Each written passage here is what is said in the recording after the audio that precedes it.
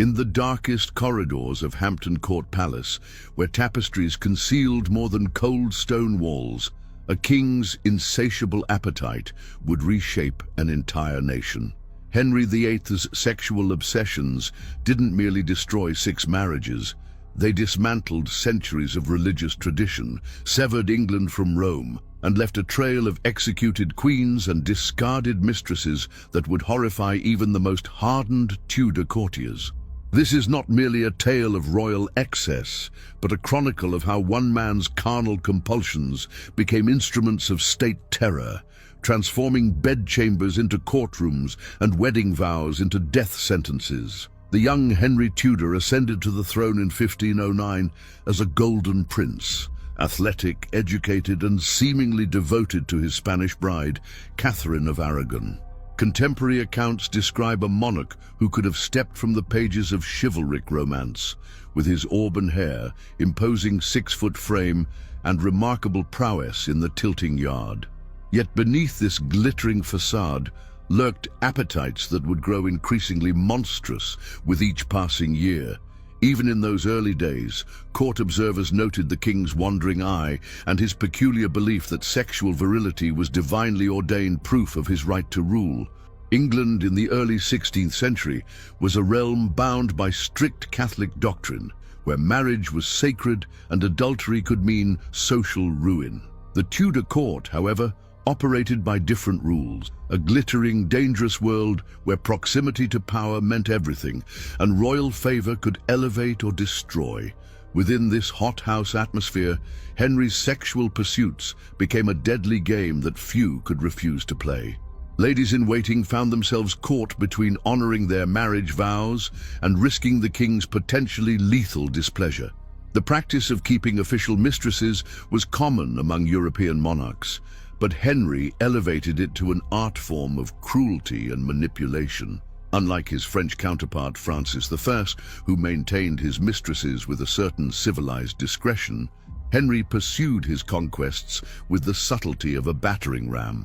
He would publicly humiliate Queen Catherine by parading his lovers before her, forcing her to maintain her dignity while her ladies, some barely out of childhood, emerged from his chambers with telltale gifts of jewels and estates. The king's sexual mythology was carefully cultivated through court propaganda and his own delusions. He genuinely believed that his virility was a divine gift, that God had chosen him not merely to rule England, but to demonstrate masculine supremacy through conquest, both on the battlefield and in the bedchamber. This twisted theology would later provide justification for his break with Rome. After all, if God had blessed him with such appetites, surely the Pope's refusal to annul his marriage was heretical interference with divine will. Catherine of Aragon endured 24 years of public humiliation with a dignity that only seemed to enrage her husband further. The Spanish princess had committed the unforgivable sin of aging, of suffering multiple miscarriages, of failing to produce the male heir that Henry convinced himself was his divine right. Court records detail how the king would visit her chambers less and less frequently, while his parade of mistresses grew ever younger and more numerous. The queen was forced to smile and welcome these women into her household, knowing full well the nature of their service to the crown. Among the earliest documented mistresses was Elizabeth Blount, known as Bessie, who bore Henry his first acknowledged bastard son in 1519.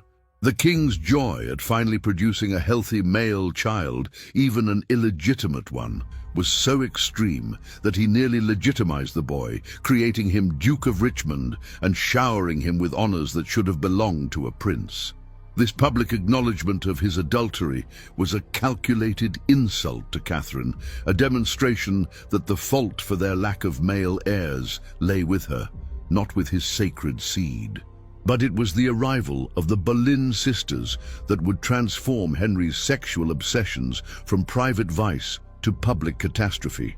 Mary Boleyn, the elder sister, was by all accounts a willing participant in the royal bed, earning the cruel nickname the Great Whore from those who resented her influence. She bore the king at least one child, possibly two, though Henry never acknowledged them as he had Richmond. Mary understood her role, to provide pleasure without making demands, to accept her gifts gracefully, and to disappear when the royal eye wandered elsewhere. The king's treatment of Mary Boleyn established a pattern that would repeat throughout his reign. Initial passionate pursuit, lavish gifts and promises, intense sexual possession, and then abrupt dismissal when pregnancy or boredom set in. These women were not persons to Henry, but objects, chess pieces in his endless game of dynastic succession and personal gratification. When Mary's usefulness ended, she was married off to a minor courtier and effectively exiled from court. Her children's royal parentage, an open secret that no one dared acknowledge. Then came Anne Boleyn, and with her arrival, Henry's sexual obsessions took on a new, more dangerous dimension. Unlike her sister, Anne refused to become just another royal mistress. She had witnessed Mary's fate, seen how quickly the king's passion could turn to indifference. Anne played a longer, more dangerous game, withholding her sexual favors while inflaming the king's desire through wit, intelligence, and carefully orchestrated glimpses of what he could not have. For 7 years, she kept the most powerful man in England in a state of frustrated desire that drove him to literal reformation.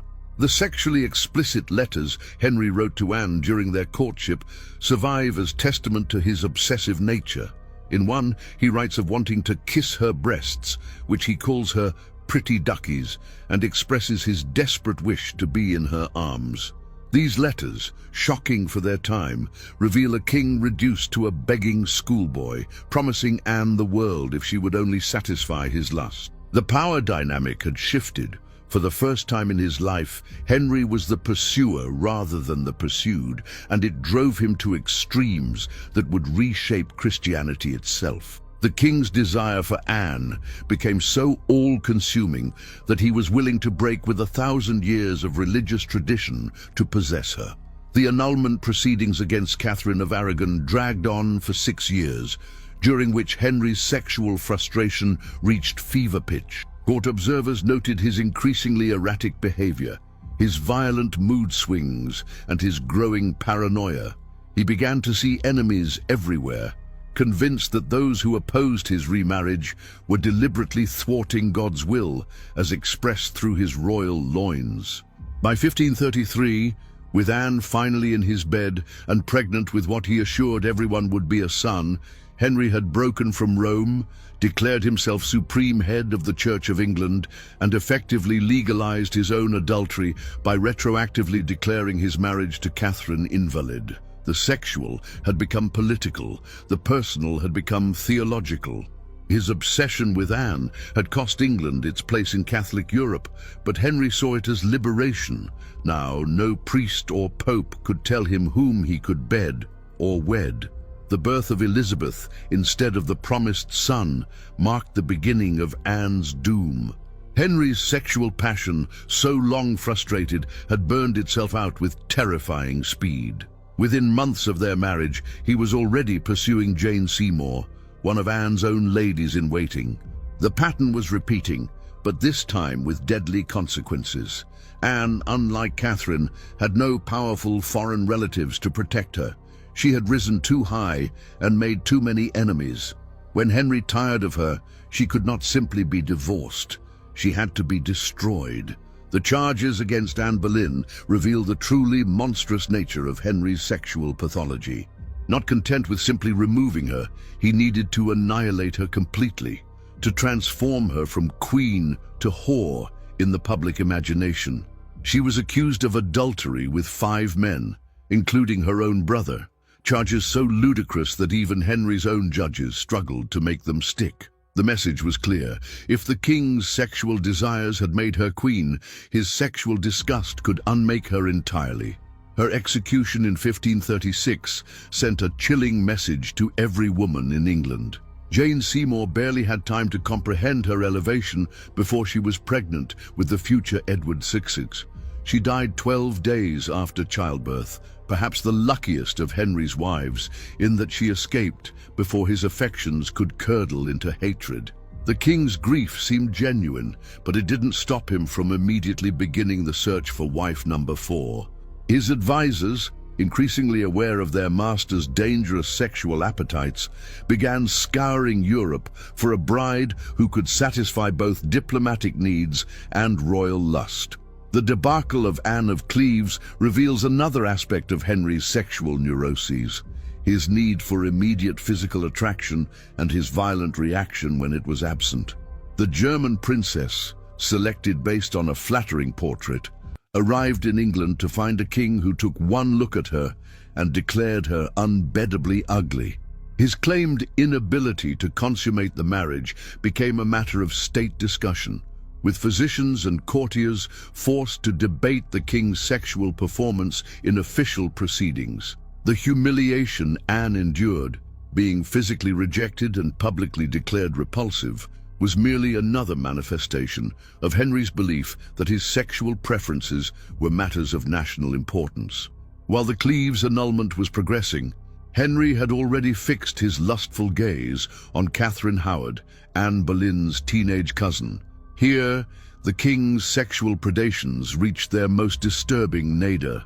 Catherine was likely no more than 15 when the 49-year-old king began pursuing her, and possibly younger when she was first brought to court specifically to catch his eye.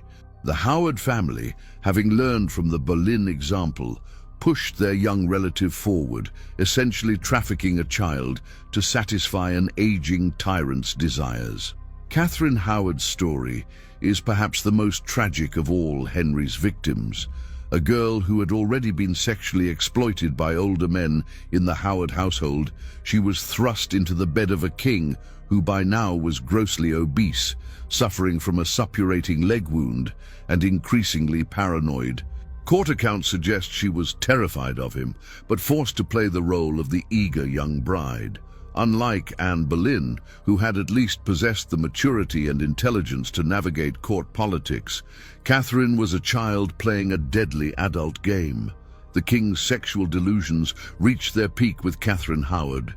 He convinced himself that this teenager genuinely desired him, that their physical relationship was proof of his continued virility despite his declining health. He showered her with jewels and called her his rose without a thorn, apparently blind to the terror in her eyes. When evidence of her premarital relationships emerged, relationships that today we would recognize as child abuse, Henry's reaction was volcanic. The idea that his pure young bride had been touched by others shattered his fantasy. Catherine's execution in 1542 marked a turning point in Henry's sexual reign of terror. She went to the block after allegedly practicing how to lay her head properly, a child trying to die with dignity.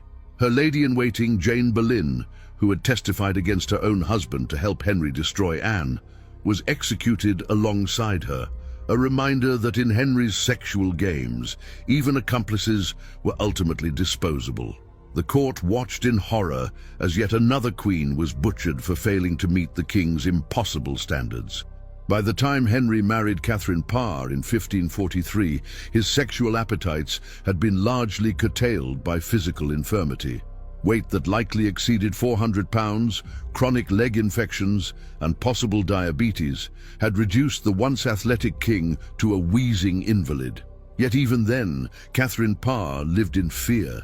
She had seen what happened to wives who displeased Henry, and she carefully navigated his moods, playing nurse rather than lover, mother rather than wife. Even so, she narrowly escaped charges of heresy when her religious opinions annoyed him. The infrastructure of Henry's sexual obsessions extended far beyond his official wives. Court records hint at numerous unnamed women who suffered his attentions, servants who couldn't refuse, minor nobility whose families saw opportunity in royal bastards, and foreign visitors who found themselves propositioned by a king who saw sexual conquest as diplomatic victory. The lucky ones received payoffs and disappeared into obscurity. The unlucky ones, who fell pregnant or spoke too freely, often met darker fates. One of the most chilling aspects of Henry's sexual practices was his use of religious authority to justify them. Having made himself head of the church, he could literally rewrite divine law to suit his desires. Adultery was a sin for others, but divinely sanctioned for him. His subjects were forced to accept each new marriage as God's will, even as the bodies of previous wives were still warm in their graves. Priests who refused to acknowledge his marriages found themselves burned as heretics, creating a perverse situation where sexual submission to the king became a matter of religious orthodoxy. The king's obsession with producing a male heir turned every sexual encounter into a matter of state importance. His wives were reduced to breeding stock, their value measured solely in their ability to produce princes. The tragic irony was that Henry's desperate seed scattering produced only one legitimate son who survived to adulthood, and Edward VI died at 15. His daughters, Mary and Elizabeth, whom he had bastardized and legitimized according to his marital whims, would both rule England, proving that his sexual obsessions had been ultimately pointless. The psychological impact on Henry's children was profound. Mary Tudor grew up watching her mother humiliated and discarded, developing a harsh, unforgiving nature that would manifest in her burning of Protestants. Elizabeth, whose mother was executed when she was not yet 3, remained unmarried for life, perhaps having learned too well the dangers of surrendering to men's desires. Even Edward, the precious male heir, grew up in a court where he watched his father dispose of women like soiled garments. Beyond the palace walls, Henry's sexual practices had created a culture of fear and opportunism. Noble families began treating their daughters as potential sacrifices, grooming them for royal attention while secretly praying they would escape it. The entire English nobility became complicit in what amounted to systematic sexual exploitation. Those who protested, like Thomas More, lost their heads. Those who participated, like Thomas Cromwell, eventually lost theirs too when they outlived their usefulness to the king's desires. The international ramifications were equally severe. Henry's break with Rome over his divorce isolated England from Catholic Europe. His treatment of Catherine of Aragon poisoned relations with Spain for generations. His rejection of Anne of Cleves damaged ties with German Protestant states. Every sexual whim had diplomatic consequences, as foreign courts watched in horror while the English king murdered wives and declared himself God's sexual representative on earth. The legal precedents established during Henry's reign were particularly disturbing. Laws were literally rewritten to facilitate his marriages and execute his wives. The concept of treason was expanded to include adultery against the king, making royal sexual dissatisfaction a capital crime. The Succession Acts were rewritten multiple times, bastardizing and legitimizing children based on their mother's current status in the king's bed. English law became subordinate to royal lust. Medical historians have speculated about the physical causes of Henry's sexual obsessions. Some suggest that a jousting accident in 1536 caused brain damage that exacerbated his tyrannical tendencies. Others point to possible syphilis, though evidence is limited. What seems clear is that absolute power combined with religious authority and sexual appetite created a perfect storm of exploitation and murder that masqueraded as divine right.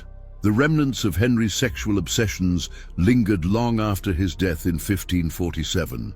The Church of England, born from his desire for Anne Boleyn, became a permanent fixture of English life. The precedent of royal supremacy over religious matters, established to facilitate his divorces, would contribute to civil wars and constitutional crises for centuries. The Tower of London remained haunted by the ghosts of his sexual victims, 2 queens and countless lesser women who had died for failing to satisfy a king's impossible demands. Modern historians have attempted to contextualize Henry's behavior within Tudor norms, but even by the standards of his time, his sexual practices were extreme.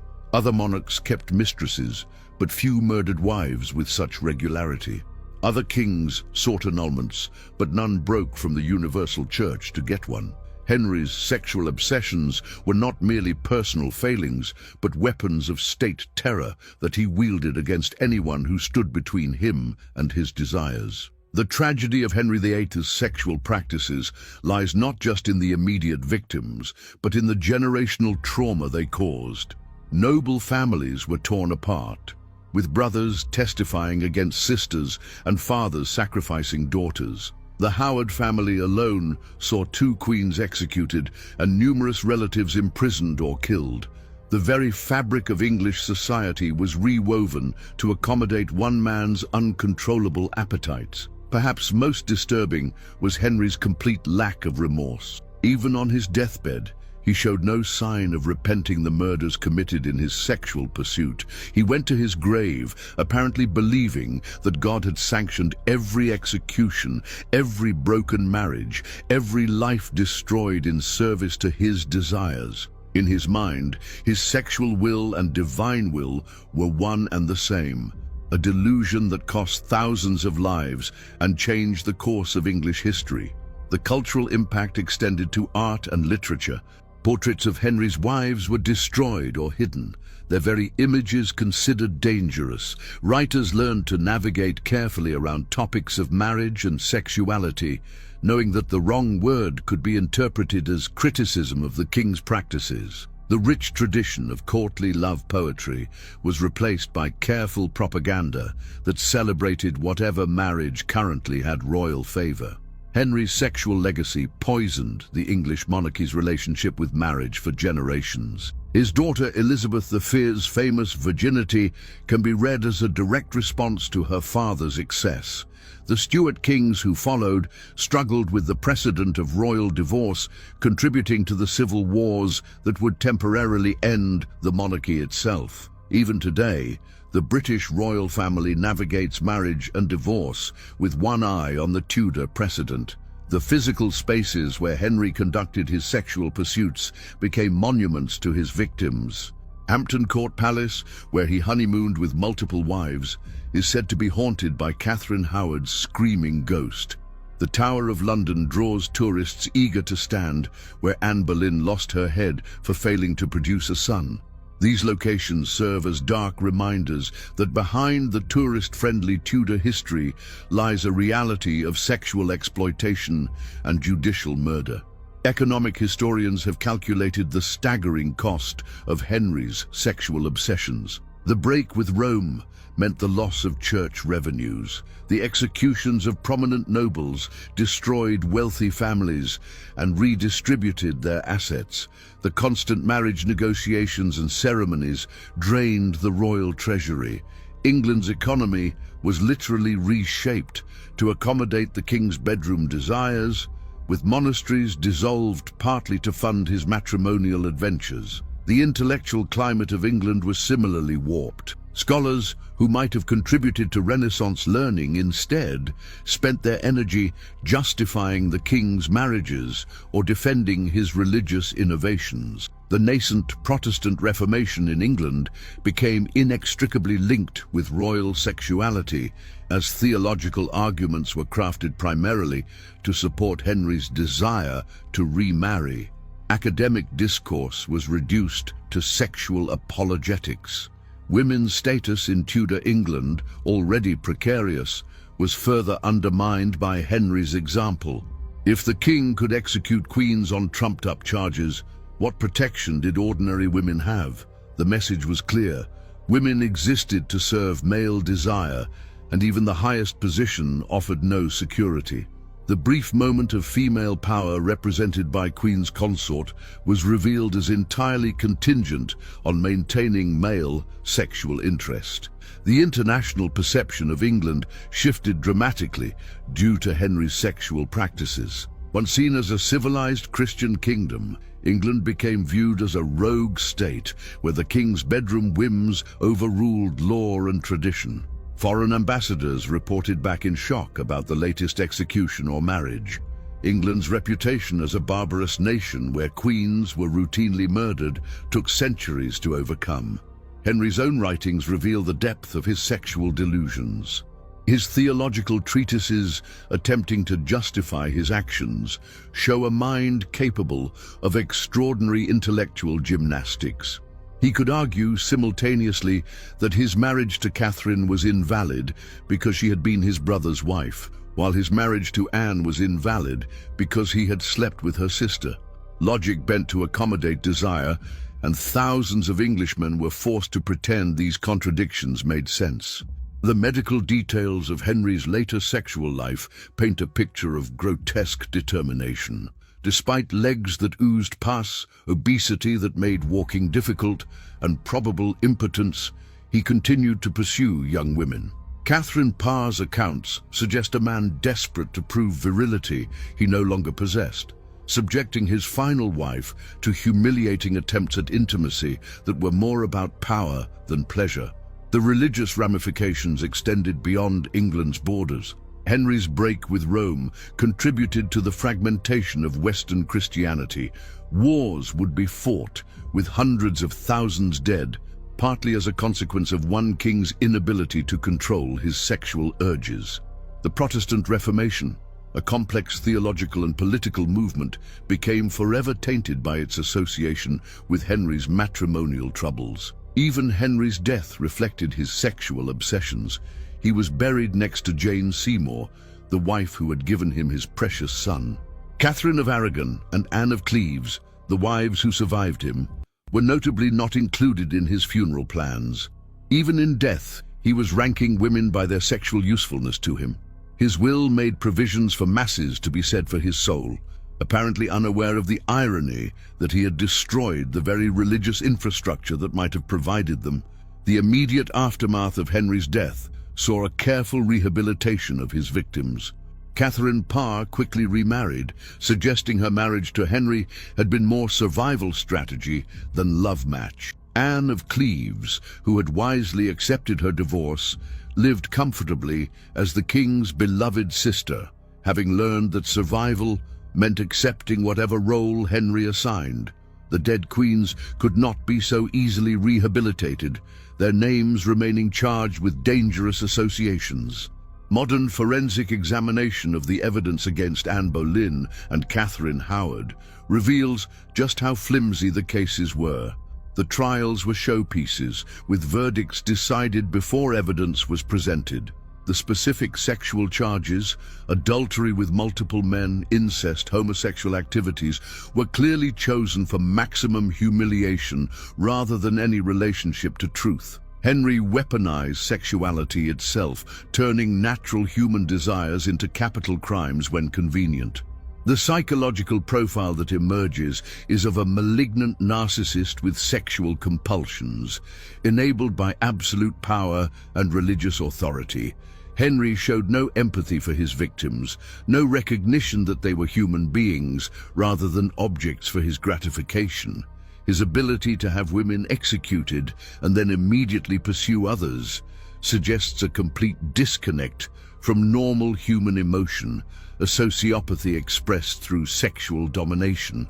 The artistic legacy includes not just portraits and palaces, but a rich tradition of historical fiction attempting to understand Henry's victims.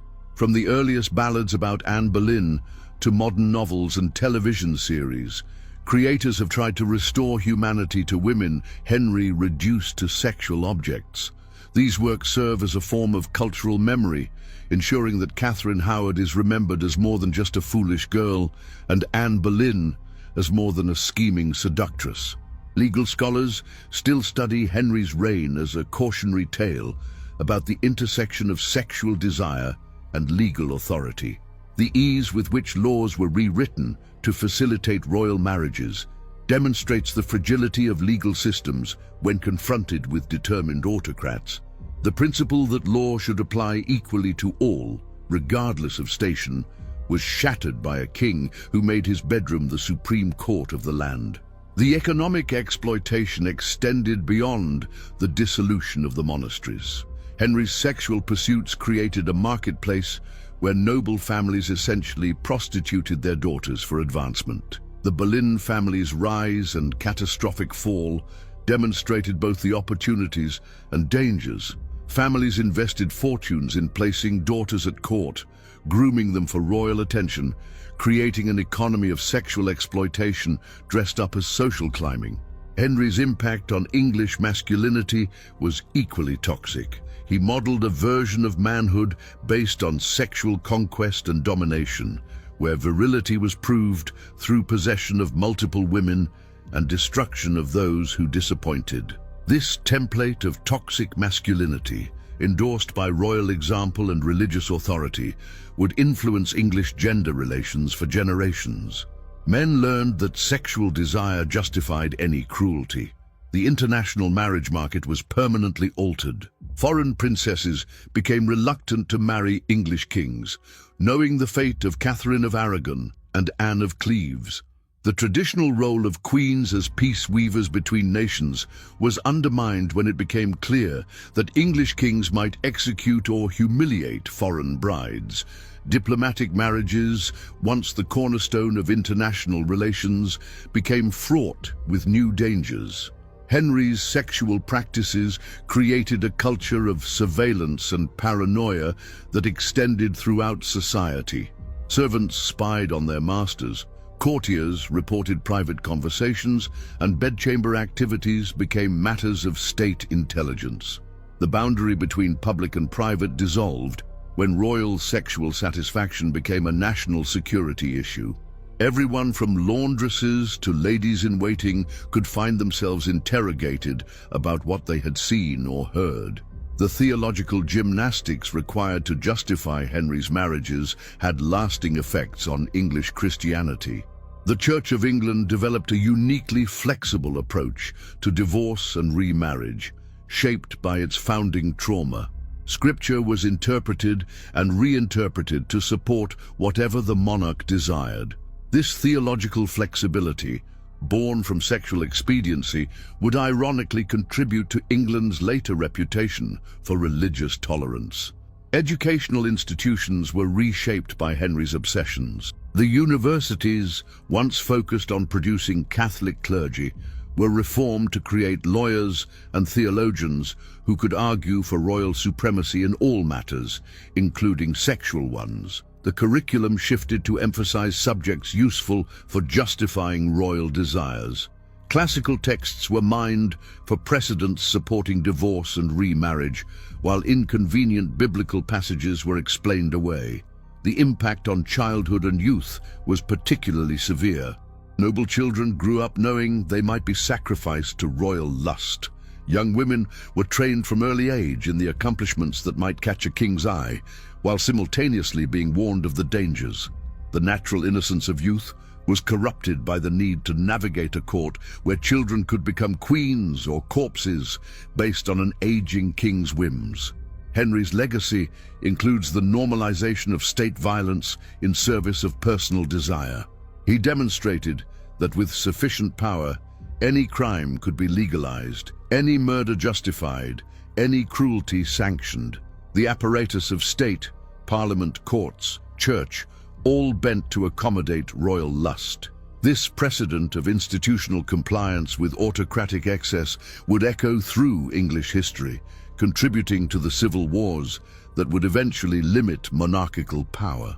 The demographic impact was subtle but real. Noble families began limiting their daughters' exposure at court, keeping them in the countryside rather than risk royal attention.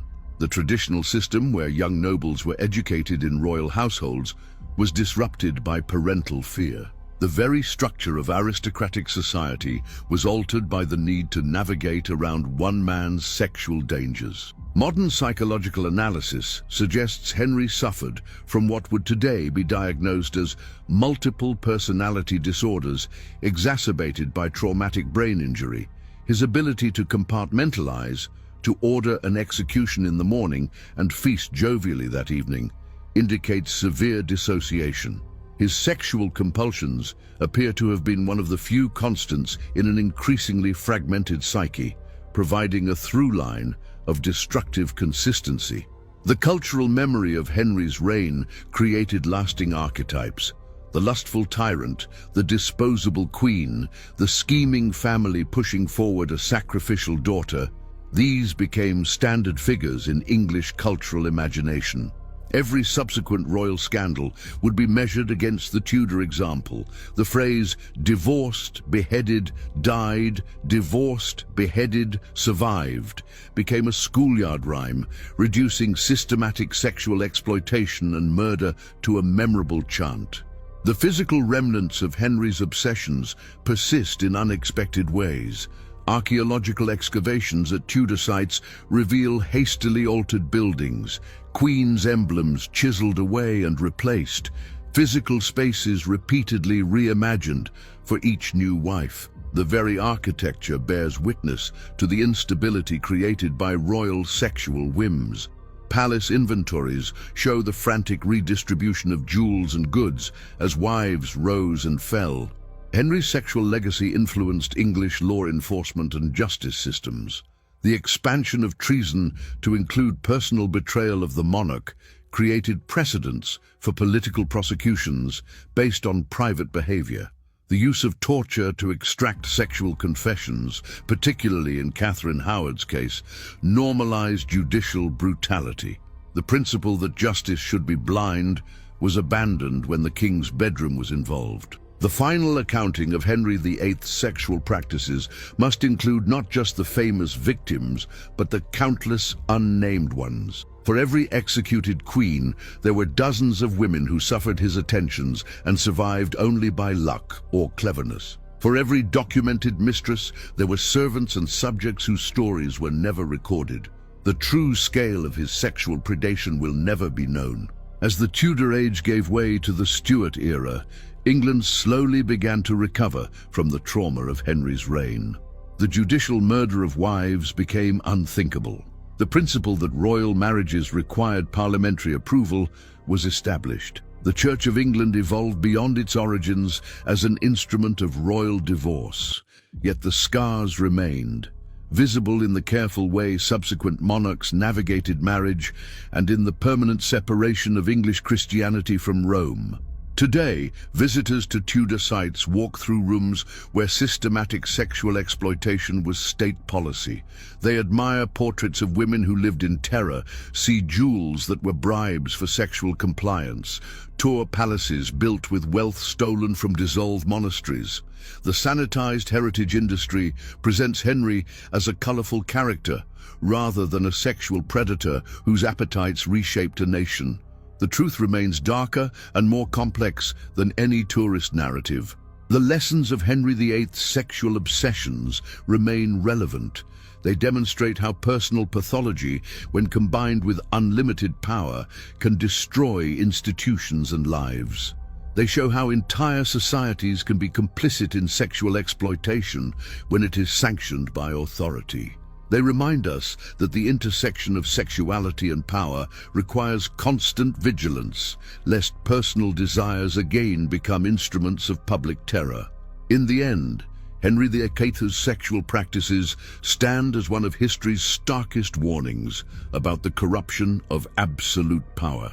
A king who began his reign as a Renaissance prince ended it as a bloated tyrant, leaving behind a trail of broken women and a fractured realm. His obsessions had transformed England's religion, law, and society, proving that when sexuality becomes a tool of tyranny, entire civilizations can be reshaped by one man's ungoverned desires. The ultimate tragedy is not just the individual lives lost, but the systemic corruption that enabled and encouraged Henry's behavior. An entire nation learned to accommodate sexual tyranny, to rationalize murder as divine will, to sacrifice their daughters and sisters to a monster who wore a crown. The scars left by Henry's sexual obsessions would take centuries to heal, and in some ways, England still bears the marks of a king who confused his bedroom with his throne room and his desires with God's will.